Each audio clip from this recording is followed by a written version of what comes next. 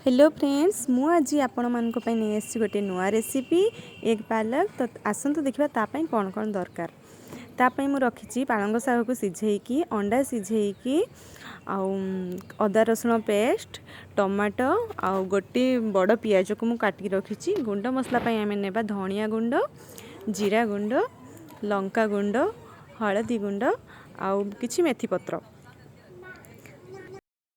तो आसंतु देखिबा केमती तैयारी होची। प्रथमे आमे अंडा को भाजीदबा से टिके लूण देकी भाजीदबा। आपण चाहिए हळदी लंका गुंड भी दे पारिबे। अंडाटी भाजी गला परे ताको काढ़ी के रखिदबा। तापर सेथिर टिके तेल दबा। तेल दे सारा पर तेल टी गरम हो गले से पियाज दबा। पियाज को टी भल भाव भाजीदबा जिते पर्यंत से गोल्डन ब्राउन हो नहीं।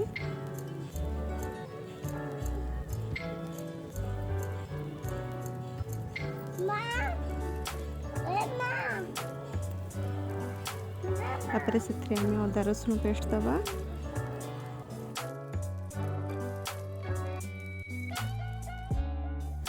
तापर ताकू टी भल भाव कषि दिंतु।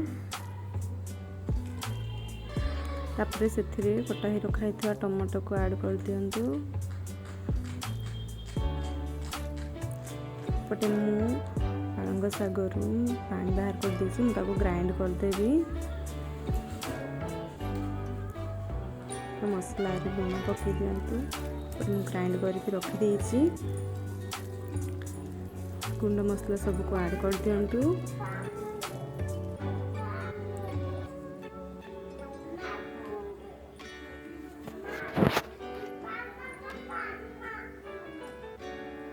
ताकि भल भाव कषि दिंतु।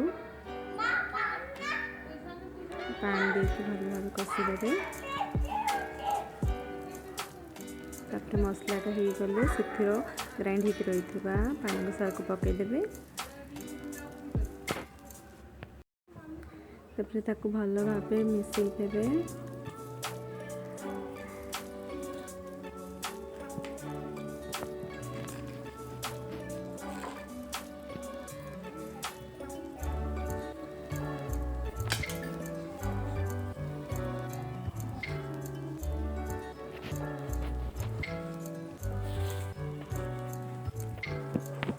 जिते पर्यंत तेल में छाड़ी आपन ताको कषिबे।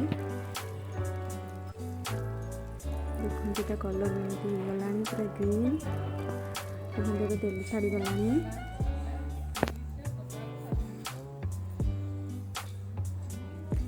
ग्रेवी ऑलमोस्ट रेडी हो गलानी।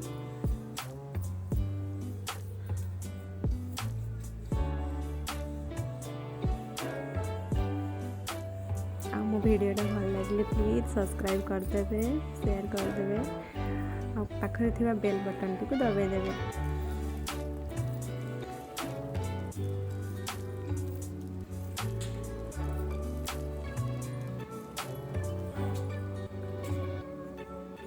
तापरे अंडा गुडी को पकई देवे।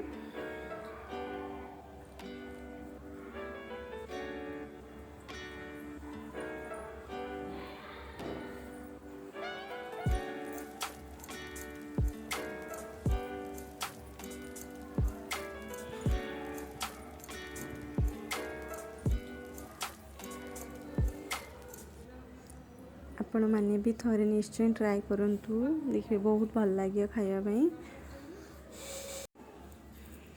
तापरे ताकू किछि समय फुटिया पई छाड़ देबे।